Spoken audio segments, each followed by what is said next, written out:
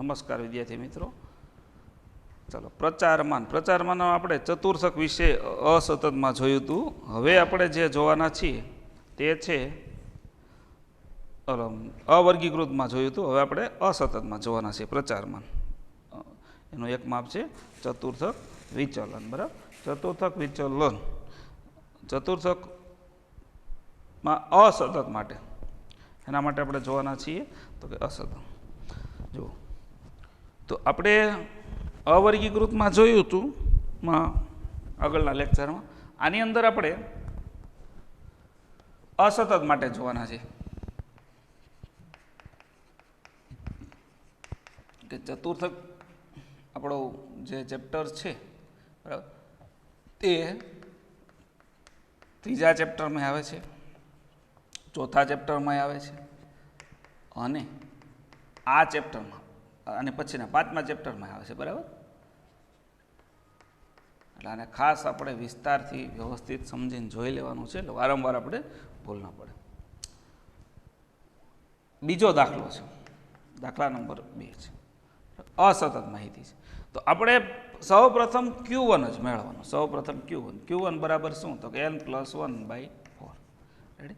આને ગુણ્યા 1 કરો કે ન કરો માં અવલોકનની કિંમત, અવલોકનની કિંમત.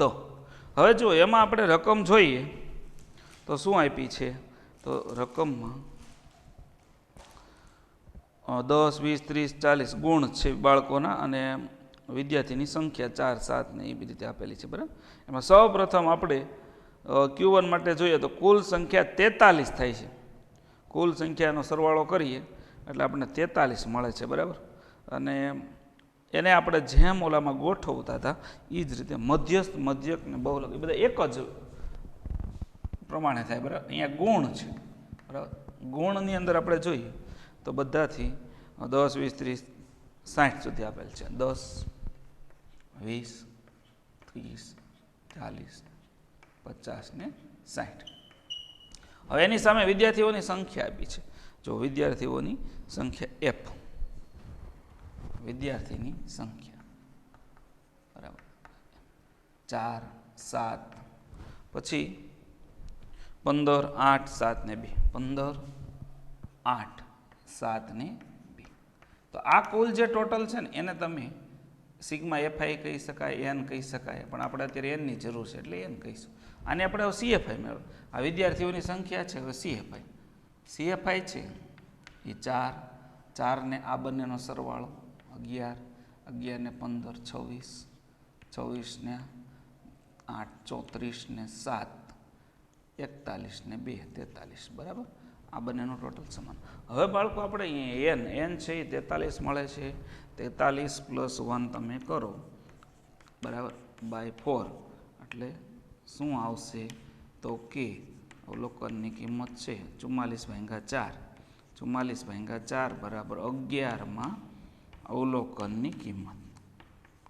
તો 11મું અવલોકન છે અહીંયા આમાં ડાયરેક્ટ સમાય જ છે, 20 આવે છે. કેટલું આવે છે? 11મું અવલોકન CFમાં જુઓ એની સામે ગુણ આવે છે 20 આવે છે. એટલે Q1 બરાબર 20 ગુણ. બરાબર, 10 વધતો 20 આવે, ગુણ 20 આવે. અહીંયા 10 આન્સર આવ્યો. હવે એ જ રીતે Q3. તો Q3માં આપણે જોઈએ તો તૃતીય ચતુર્થક. બરાબર, Q2 છે એ મધ્યસ્થ છે, એટલે મધ્યસ્થ આવડે એટલે Q2 આવડે. એટલે ચતુર્થકો ત્રણેય તમને પરફેક્ટ આવડવા જોઈએ. જો આ અસતતમાં Q1 મેળવો આપણે. હવે આપણે Q3 મેળવીએ છીએ. ત્રીજા ચેપ્ટરમાં આમ જ ગણતરી કરવાની છે, ચોથામાં આમ જ કરવાની છે, અને પાંચમામાં આ જ કરવાની છે. ખાસ ધ્યાન રાખજો. બરાબર, તૃતીય ચતુર્થક 3 ગુણ્યા 4 + 1, એટલે સોરી 43 + 1 ડાયરેક્ટ સૂત્ર મૂકી દઈશું ભાઈ. હવે અહીંયા આપણે જુઓ અહીંયા કેટલા મળતા હતા આપણને? 44 ને 11માં અવલોકન. 11 તેરી 33 કરી દો ને તોય ચાલે. 33માં અવલોકનની કિંમત. આ હોય ને એના કરતાં 3 ગુણ આવે. 33માં અવલોકન ક્યાં સમાય છે? તો અહીંયા જુઓ, આ 34ની અંદર સમાય. બરાબર, 40. Q3 બરાબર 40. તેથી Q3 બરાબર 40 ગુણ. બરાબર, Q3 બરાબર 40. હવે આને શું જોઈએ છે? તો કે ચતુર્થક વિચલન. ચતુર્થક વિદ્યાર્થીઓના ગુણનું ચતુર્થક વિચલન QD બરાબર Q3 માઇનસ Q1/2. તો Q3 કેટલો છે 40, Q1 કેટલો છે 20, માઇનસ 40માંથી 20 જાય તો 20/2 બરાબર 10. બરાબર, ચતુર્થક વિચલન 10 ગુણ. ચતુર્થક વિચલન 10 ગુણ. હવે વિચલનાંક, ચતુર્થક વિચલનાંક, ચતુર્થક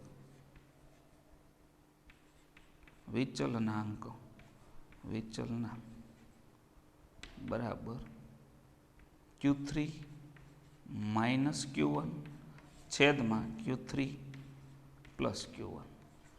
તો Q3 માઇનસ Q1 બરાબર 20 આવે છે, અને Q3 પ્લસ Q1 બરાબર કેટલા થશે 60 ને 20 અલગ 2/3 એટલે 0.33 આવશે. લ્યો, આ ચતુર્થક વિચલન મળી ગયું.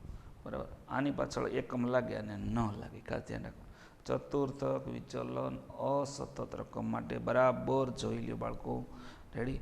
કે ચતુર્થક વિચલન છે એ શું આવે અને કેવી રીતે આવે. જો આ જ રકમ છે, ફરીવાર જોઈ લો. અસતતમાં CFI મેળવવાની Q1 કેમ મળે, એટલે કે ચતુર્થક વિચલન કેમ મળે, ખાસ ધ્યાન રાખજો. આ રીતે ચતુર્થક વિચલન મેળવી શકાય. બરાબર, ચતુર્થક વિચલન આ સૂત્રમાં કિંમત મૂકી 11માં અવલોકનની કિંમત અહીંયા જોયું એટલે 20, તો Q1 20, અહીંયા 33માં અહીંયા સમાય છે એટલે Q3 40. ચતુર્થક વિચલન 40 માઇનસ 20 બરાબર 10, અને ચતુર્થક વિચલનાંક આ બંનેની બાદબાકી અને છેદમાં બંનેનો સરવાળો. બાદબાકી 20, સરવાળો 60, બંનેનો ભાગાકાર 0.33. હવે પછીના જે આપણે દાખલો છે તે છે ત્રીજો દાખલો. બરાબર, દાખલા નંબર 3. તો એની અંદર આપણે આવશે 0.50 થી લઈ વર્ગ આપ્યા છે. બરાબર, અને ચૂકવેલ રકમ ને ગ્રાહકોની સંખ્યા એ રીતનું છે. ચૂકવેલ રકમ અને ગ્રાહકોની સંખ્યા. દાખલા નંબર 3 એ સતત રકમ છે. બરાબર, દાખલો મોટો બનશે. આ અસતત છે, આ સતત છે. એમાં આપણે આની જ જેમ બધું કાર્ય કરવાનું છે. બરાબર, શું આપેલું છે? ચૂકવેલ રકમ, ચૂકવેલ રકમ બરાબર, પછી આપેલ છે ગ્રાહકોની સંખ્યા.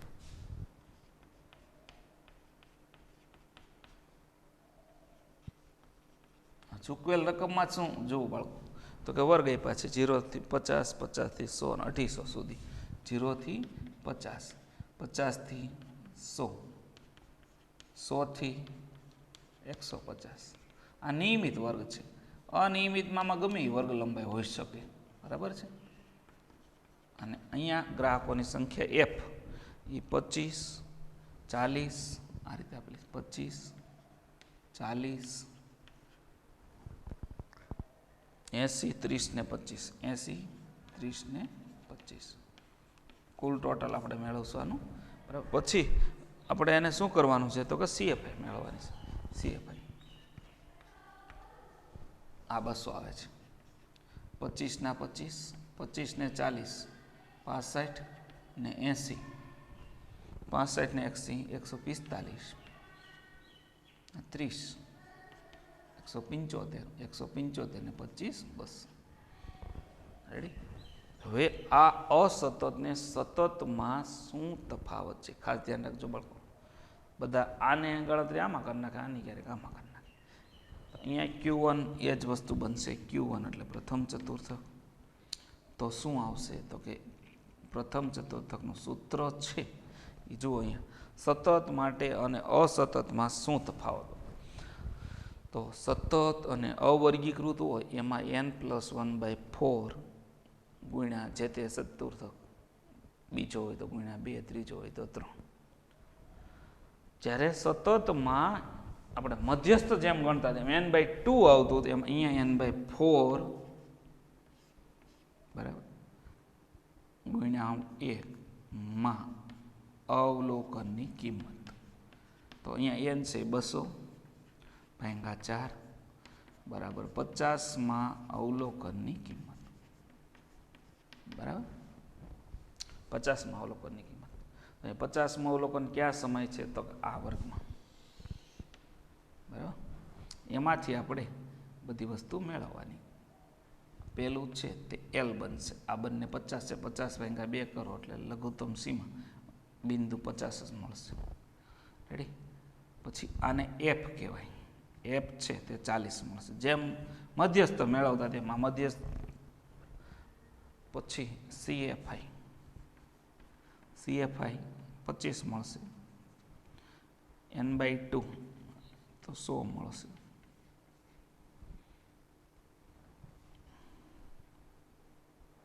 અને એચ તો આ વર્ગની વર્ગ લંબાઈ કેટલી છે? તો કે એ 50 છે. એચ પણ 50 મળશે. હવે આપણે આના સભ્યોમાં કિંમત મૂકી દીધી. પ્રથમ ચતુર્થક Q1 બરાબર L પ્લસ n/2 કૌંસમાં માઇનસ, અહીંયા જો પ્રથમ ચતુર્થક છે એટલે n/4 આવશે, બરાબર. માઇનસ CFI છેદમાં F ગુણ્યા H.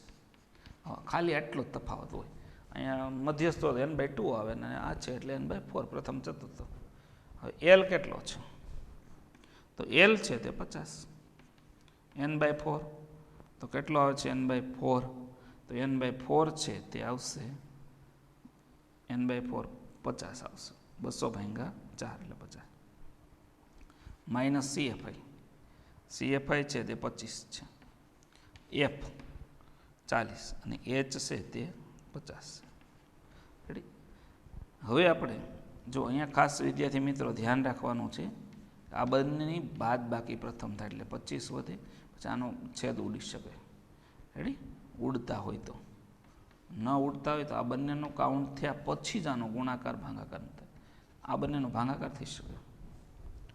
હવે જુઓ 50 પ્લસ 125, 25 પંજા 125 ભાંગ્યા 4. રેડી?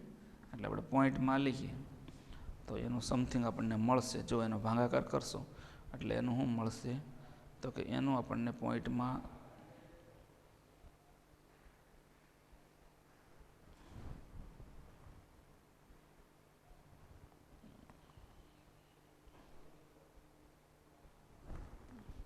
પોઈન્ટની ગણતરી કરીએ. જો જુઓ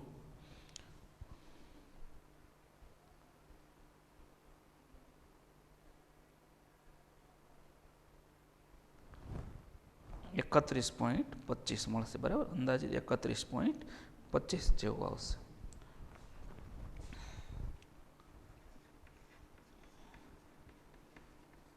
$81.5 એટલે 81.25 ગુણ લ્યો.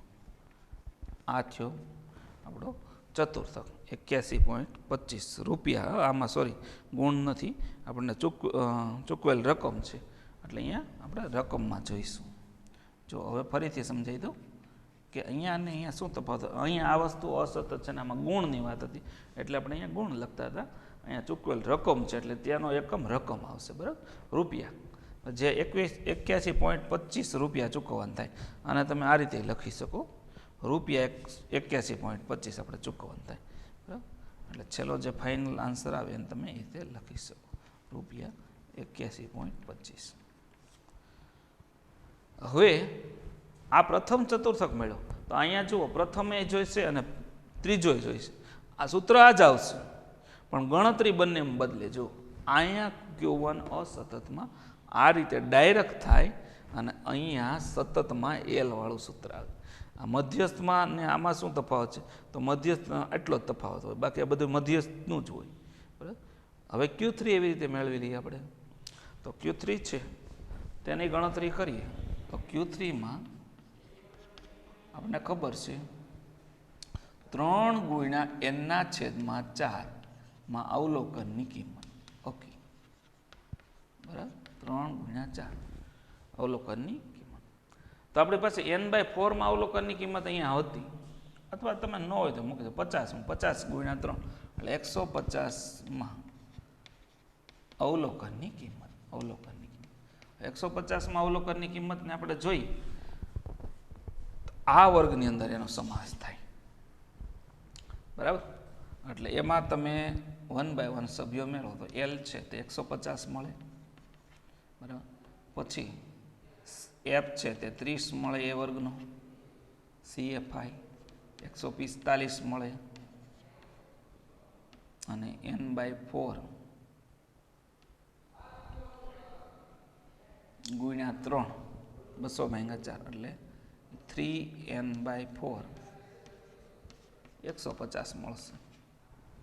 અને H છે એ વર્ગની 50 જ છે એટલે H 50 મળશે. ચાલો આપણે એનું ગણતરી કરી નાખીએ. Q3 તો Q3 બરાબર L પ્લસ 3 કૌંસમાં N/4 માઇનસ CFI છેદમાં F ગુણ્યા H. તો L છે તે 150 આવશે, પ્લસ આનું જે કાઉન્ટ છે તે પણ 150 છે, માઇનસ F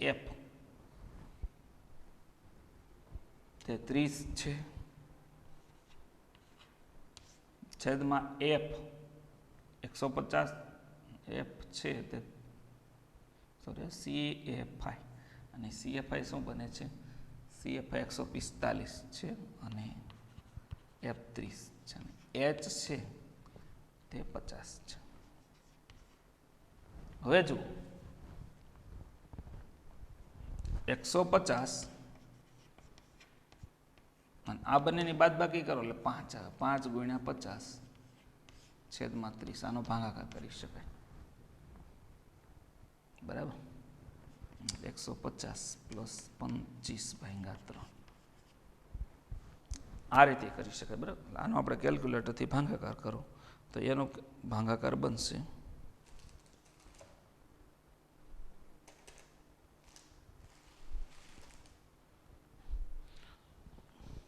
8.33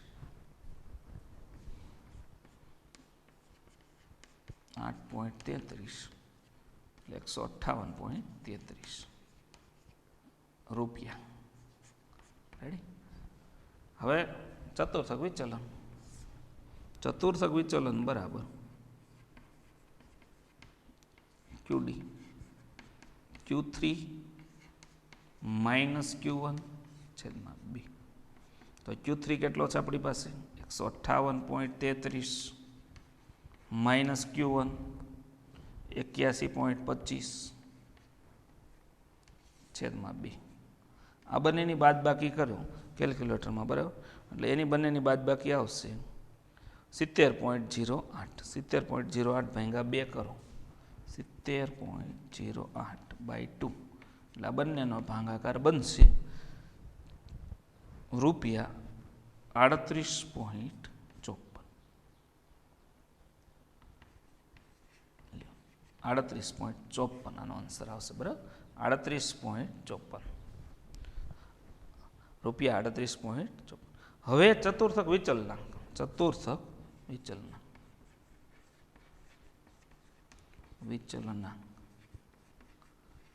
તો એમાં શું કરવાનું છે? બંનેનો સરવાળો અને બંનેની બાદબાકી. તો બંનેનો બાદબાકી અહીંયા અંશમાં આવશે અને સરવાળો છેદમાં આવશે. તો બંનેની બાદબાકી કેટલી થાય? તો એ આપણી પાસે અહીંયા છે 70.08. 70.08 સરવાળો બંનેનો કેલ્ક્યુલેટરમાં કરી લ્યો. Q3 પ્લસ Q1 એ બંનેનો સરવાળો કરો એટલે આપણને મળે છે 239.58. 239.58 અને આ બંનેનો ભાગાકાર કરો એટલે આન્સર આવે છે 0.32. 0.32 બળકો 0.32 લ્યો. તો અહીંયા આપણે વાત શું જોવાની હતી કે અસતતને સતતમાં ગણતરીમાં આવો ફરક આવે. આ બે સૂત્ર એક જ આવે, આ બે સૂત્ર અહીંયા જ છે, આ બે એક જ આવે. જો અહીંયા આની ગણતરી આટલી જ છે એટલી જ ગણતરી અહીંયા થાય. બંનેની એ વસ્તુ સમાન જ આવે, બંનેમાં આ વસ્તુ સમાન, સૂત્ર સમાન છે. પણ અસતતમાં Q1નું આટલું કાઉન્ટ આવે, Q3નું આટલું આવે. સતત જ્યારે હોય વર્ગીકૃતમાં સતત તો એમાં આ બધું ગણતરીમાં આવે. અહીંયા જો Q3 બરાબર. આ ખાસ ધ્યાન રાખવાનું છે. ચતુર્થક Q1 Q3 કેમ મળે, સતતમાં કેમ મળે, અસતતમાં કેમ મળે. આની આગળના લેક્ચરમાં આપણે અવર્ગીકૃતમાં કેમ મળે, ત્રણેય બાબતે ડીપમાં સમજાયું તમને. જો બંનેમાં શું તફાવત છે. અહીંયા આ રીતે મળે અસતતમાં, સતતમાં આ રીતે મળે બાળકો. તો આવી રીતે ચતુર્થક વિચલન, ચતુર્થક વિચલનાંક, ચતુર્થકો મેળવી શકાય. બરાબર. હજી ત્રીજું ચેપ્ટર, ચોથું ચેપ્ટર અને પાંચમું ચેપ્ટર ત્રણેયમાં ચતુર્થકો આવે છે. તો એના વિશે આપણે ત્રણમાં આ ઉપયોગી બને વ્યવસ્થિત અને સમજીને તૈયાર કરી લેવાનું. તો અહીંયા આપણે 4.2 પૂર્ણ કરીએ છીએ. હવે આપણે છે 4.3 એની અંદર જોવાનું છે વિચલન, સરેરાશ વિચલન. બરાબર. સરેરાશ વિચલન પણ બહુ સરસ અગત્યનું માપ છે. રેડી. અને જે આપણને થોડુંક આગળ ઉપયોગી બને છે સરેરાશ વિચલન.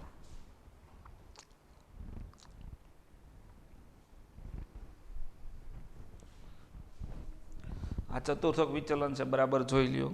અસતત માટે છે, સતત માટે છે. અસતત અને સતતમાં શું તફાવત છે ચતુર્થકો માટે તે ખાસ. હવે જે આપણે જોવાના છે તે સરેરાશ વિચલન. સરેરાશ વિચલનની અંદર શું આવશે તો સરેરાશ શબ્દ કોના માટે છે તો કે આપણે વર્ષોથી આ મધ્યક ભણીએ છીએ એટલે ખબર હોય તમને કે સરેરાશ એટલે મધ્યક. સરેરાશ વિચલન. તો એમાં આપણને રકમ આપેલી છે 10 અવલોકનો આપ્યા છે. સરેરાશ એટલે શું થાય તો કે મધ્યક થાય. રેડી.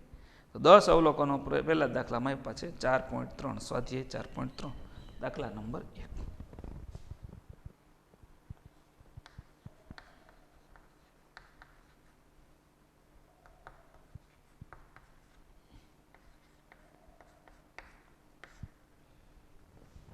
તો 10 અવલોકનો ક્યાં ક્યાં છે જુઓ બાળકો. તો કે 10 અવલોકનો છે 160, 175, 158, 160, 175, 158. આને ચડતા ક્રમનું એવું કંઈ ન હોય. ચતુર્થક માટે ચડતો ક્રમ ને બધું જરૂરી હોય છે.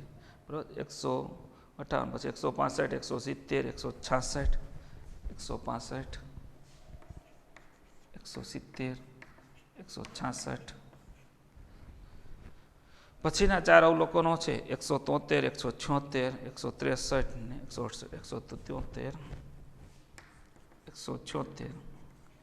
168 અને 163. આવા 4 અવલોકનો છે. બરાબર. થોડુંક આડાવડું કર્યું છે, ચાલશે. 163 ને 168. બરાબર. આ રીતે રકમ આપેલી છે. બરાબર. 160, 175, 158, 165, 170, 166. પછી છે 173, 176, 173, 176 અને 168 ને 163. હવે આનું ટોટલ કરો તમે એટલે આનું ઊભું ટોટલ બનશે 1664. જો બરાબર. આનું જે ઊભું ટોટલ છે 1674 બને છે અને એને ભાંગ આપણે 10 કરીશું એટલે આવશે મધ્યક. આપણને મળે છે મધ્યક. તો મધ્યકનું સૂત્ર આપણે આગળ ભણી ગયા છીએ. મધ્યક એટલે શું તો કે x બાર સિગ્મા x છેદમાં n. તો 1674 છેદમાં 10 બરાબર 167.4 મધ્યક આવ્યો. પણ શું મળે છે મધ્યક. રેડી. હવે મધ્યક શા માટે તો કે આનું જે આપણે સરેરાશ વિચલનનું સૂત્ર છે બરાબર તો કે એનું સૂત્ર છે md બરાબર કે સિગ્મા x માઇનસ x બાર છેદમાં n આવે. બરાબર. સિગ્મા x માઇનસ x બાર છેદમાં n માનાંકમાં એટલે જે કોઈ માઇનસ હોય એ પ્લસ થઈ જાય. માનાંકમાં હોય તો માઇનસ હોય એ સીધા પ્લસ થઈ જાય. એટલે આ રીતે એની ગણતરી કરવાની છે. તો mdનું સૂત્ર છે એ કોનું છે તો કે સરેરાશ વિચલનનું સૂત્ર છે md બરાબર સરેરાશ વિચલન છે. કોણ છે સરેરાશ વિચલન. સિગ્મા માનાંકમાં x માઇનસ એક્સ બારના છેદમાં n. તો x માઇનસ એક્સ બાર કેવી રીતે મેળવાય? તો કે આપણે જોયું તો આ x હોય તો અહીંયા x માઇનસ એક્સ બાર. હવે એક્સ બાર છે સીધું માનાંકમાં જ આપણે લખીશું, એટલે માઇનસ હતી બધા પ્લસ થઈ જશે. એટલે એક્સ બાર આપણને મળે છે કેટલો?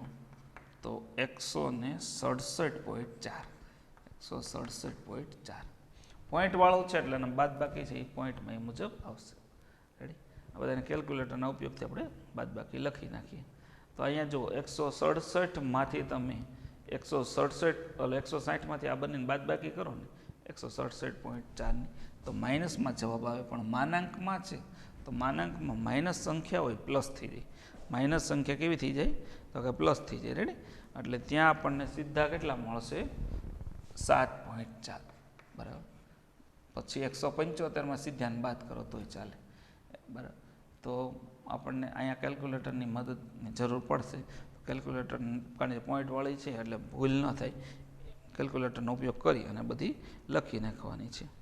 7.6, 9.4, 7.6, 9.4 પછી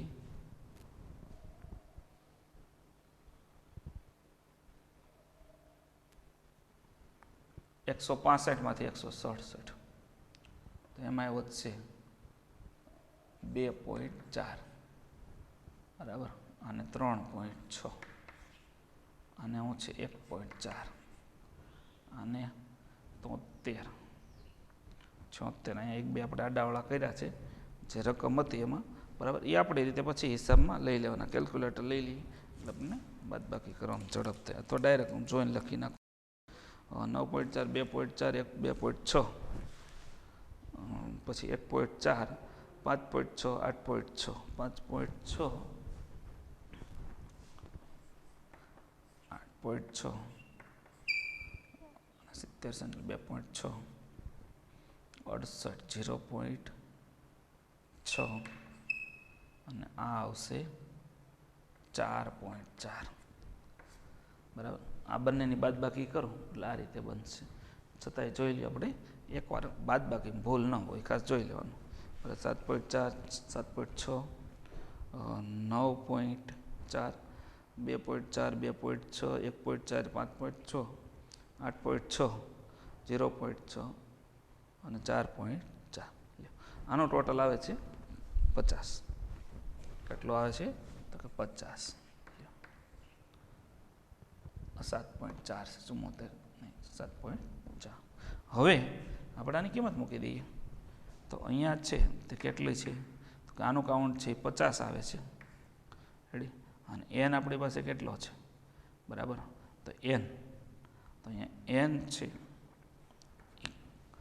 આપણે 10 અવલોકનો છે. કેટલા અવલોકનો છે? 10 અવલોકનો છે. એટલે 10 અવલોકનો હોવાથી 10 ભાગ્યા 5 કરો, 50 ભાઈ. બરાબર. લ્યો 5 છે. હું આપ્યું હતું ઉપર ટાઇટલ. તો આનું ટાઇટલ છે અવલોકનોનું તે આપેલું છે ઊંચાઈ. સેમીમાં છે. આ છે ઊંચાઈ આપેલી છે આપણને. ઊંચાઈ શબ્દ છે તો 5 સેમી ઊંચાઈ. આ રીતે આપણે આને કાઉન્ટ કરી શકાય. ફરીવાર સમજી લ્યો. આ 10 અવલોકનો આપ્યા છે. આ બંનેની બાદ બાકી આની અને આની બાદ બાકી કરો એટલે આ બની છે. બરાબર. આનું ઊભું ટોટલ 50 અને એન છે તે 10 આપ્યો છે. આ બેનો ભાગાકાર 5 સેમી. બરાબર. 5 સેમી. MD5. આને સરેરાશ વિચલન કહેવાય. સરેરાશ વિચલન અસતત માટે. કોના માટે છે તે? અસતત માટે. સોરી, અવર્ગીકૃત માટે. આવી જ્યારે રકમ ખાલી આપી હોય ને અવર્ગીકૃત કહેવાય. હવે છે બીજો દાખલો, તે અસતતનો છે. જો તો એમાં છે બોલ બેરિંગની સંખ્યા અને યંત્રોની સંખ્યા. બોલ બેરિંગની સંખ્યા અને યંત્રોની સંખ્યા. બોલ બેરિંગની સંખ્યા, બેરિંગની સંખ્યા અને યંત્રોની સંખ્યા. બોલ બેરિંગની સંખ્યા છે ને બાળકો, એ કઈ રીતે આપેલું છે? જુઓ તો કે બોલ બેરિંગની સંખ્યા છે એમાં 2 4 6 8 10 ડાયરેક્ટ આપણને એવી રીતે બેકી સંખ્યા આપેલી છે એટલે કાઉન્ટમાં સરળતા રહેશે. 2 4 6 8 10 12 છેલ્લે 16 સુધી આપેલ છે. તો આ જે વાત હતી એ અવર્ગીકૃતની છે, આ અસતતની. બરાબર, અવર્ગીકૃત આને કહેવાય અવર્ગીકૃત.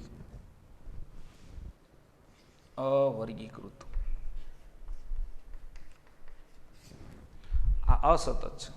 આ દાખલા નંબર છે અસતત છે. યંત્રોની સંખ્યાની વાત કરીએ તો આપણને આપેલું છે 2 2 4 5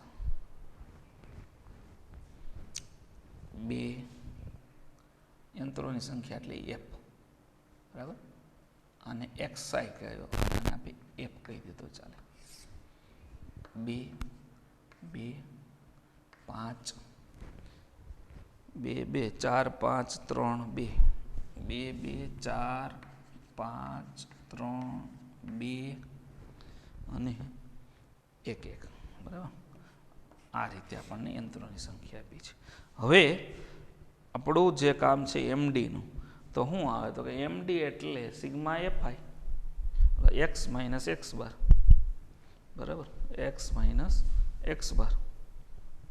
હવે એમડીનું કામ છે એ એક્સ બાર મેળવવાનું છે. પહેલાં એક્સ બાર તો જોઈએ જ. બરાબર, એક્સ બાર હોય તો જ કામ થાય. તો એક્સ બાર સૌ પ્રથમ આપણે મેળવવું પડે બાળકો. એક્સ બાર મળી જાય તો આપણું કામ થઈ જાય. તો એક્સ બાર મેળવવા માટે શું કરવું પડે તો કે આ અસતતમાં આપણે શું કરતા હતા તો કે એફઆઈ એક્સઆઈ. બરાબર, એફઆઈ એક્સઆઈ એ એક્સ બારનું કામ કરે છે. 2 દુ 4 4 દુ 8 6 ચોક 24 8 પંજા 40 30 24 14 ને 16. આનું ઊભું ટોટલ કરવાનું તો બંનેના ઊભા ટોટલ થશે. એકનું 20 છે, આનું એન બરાબર 20 અને આનું 160 છે એફઆઈ એક્સઆઈ. એટલે મધ્યક મળી ગયો. મધ્યક શું બનશે તો કે એક્સ બાર બરાબર 160/20. આનો ઉડાડી દો એટલે 8 આવશે. બરાબર, એક્સ બાર કેટલો આવશે 8 આવશે. પહેલું કામ આપણું હતું એક્સ બાર મેળવવાનું. એક્સ બાર તો સરેરાશ 8 બોલ બેરિંગ આપણને મળે. 8 બોલ બેરિંગ રેડી, સરેરાશ 8 બોલ બેરિંગ.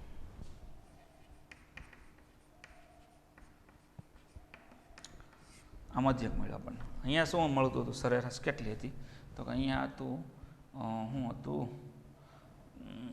આ છે ને હતી રકમ તો કે એ રકમ છે તે છે ઊંચાઈ. બરાબર, એટલે સેમીમાં એટલે અહીંયા સેમી લખવાનું છે. આનો એકમ સેમી લાગે. અહીંયા સેમીમાં છે ઊંચાઈ.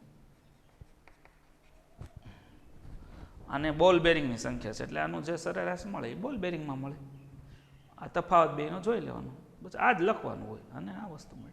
હવે આપણે એમડી માટે તો સૂત્ર તો એનું જ હોય. એમડી બરાબર શું, પણ આ અસતતનું છે તેને એ પ્રમાણે હોય. સિગ્મા માનાંકમાં. બરાબર, હવે અહીંયા આવૃત્તિ આપી હોય ને એટલે આવૃત્તિનો ગુણાકાર સાથે આ માનાંકમાં એક્સ માઇનસ એક્સ બારના છેદમાં એન. એફ ગુણ્યા આપણે આ બેનો ગુણાકાર લાવવાનો છે. રેડી, એટલે હવે એફ વડે ગુણી નાખો તો એફ અહીંયા છે અને આ x bar x minus x બારને ગુણી નાખીએ આપણે. કોલમ વધી જશે એક્સ માઇનસ એક્સ બાર. તો એક્સ માઇનસ એક્સ બાર છે આ બંનેને આપણે બાદ બાકી કરીએ. રેડી, પાછું એ રીતે મેળવી લઈએ કે ધ્યાન રાખજો આમાંથી બીજી કોઈ કોલમ ન આવી જાય. એક્સ માઇનસ એક્સ બાર છે તે 8 છે અને આ કોલમને ધ્યાનમાં લેવાની છે. એટલે ઈ અને એક્સ કહેવાય એટલે એક્સ બાર છે તે 8.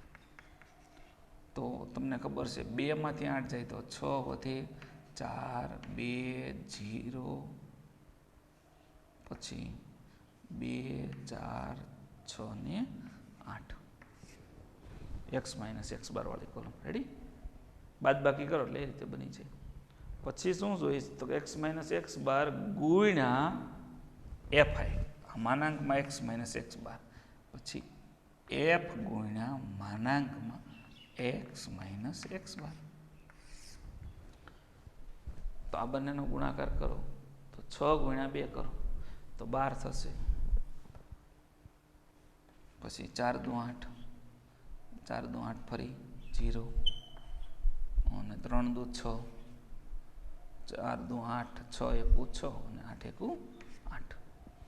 બરાબર, આ રીતે આનું કાઉન્ટ આપણે કરી શકીએ. હવે આના કાઉન્ટ આપણે જોઈએ તો એનું કાઉન્ટ આવે છે 56 આવે છે. કેટલું આવે છે ઊભું ટોટલ? 56.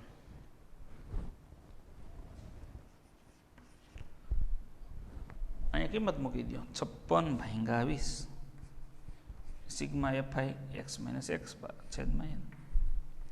તો પોઈન્ટમાં જવાબ આવશે. બરાબર, 2 પોઈન્ટ સમથિંગ 56 ભાગ્યા 8 કરીએ એટલે 2.8 બોલ બેરિંગ આવશે. લ્યો 2.8 બોલ બેરિંગ, 2.8 બોલ બેરિંગ.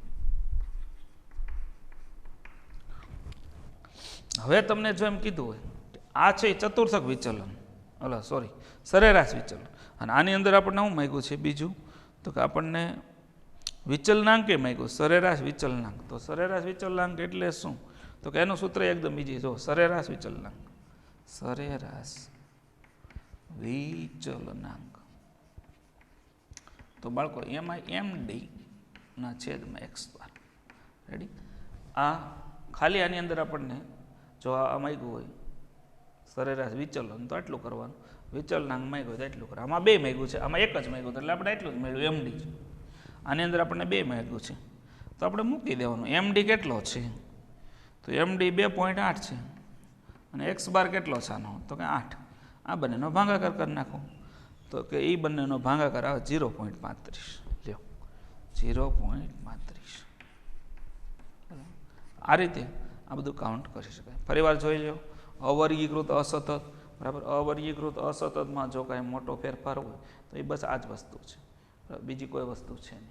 અવર્ગીકૃત અસતતમાં આ જ વસ્તુ જોવાની છે.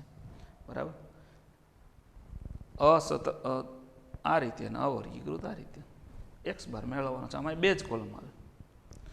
આમાં આપણે મધ્યક માટે એક કોલમ આ લેવી પડે અને પછી મધ્યક માટેની મળી જાય. એટલે તો આપણે અહીંયા સરેરાશ વિચલન છે એમાં અસતત અને અવર્ગીકૃતનું કાર્ય પૂર્ણ કરીએ છીએ. અસ્તુ.